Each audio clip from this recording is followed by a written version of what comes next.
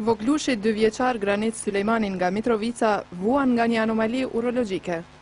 Për një intervenim kirurgjik të suksesshëm, familjes së tij do t'i duhej një shumë e madhe e parave. Por janë bashkëdhetarët nga Australia që kanë mbledhur donacione në vlerë prej më shumë se $60.000 për t'u ndihmuar fëmijëve kosovar në nevojë. Për këtë u është mirënjohës babai i Granitit Murseli, i cili është njëri nga ata që kanë përfituar në këtë rast. Operacioni ka qenë shumë i shtrejtë jashtë shtetit, duke i falënderu këta mjek tonë, gjithashtu edhe këta mjek australian, që i kanë ardhur në Kosovë dhe na kanë ndihmu shumë për këtë operime.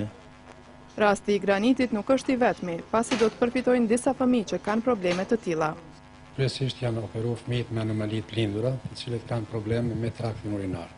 Sot kemi kryer një operacion dhe pas gjysmë ore do të startojmë me operacionin tjetër, ndërsa në ditën e nesme po ashtu planifikojmë edhe 2 intervenime kirurgjike komplekse, ndërsa të premten do të kemi përsëri edhe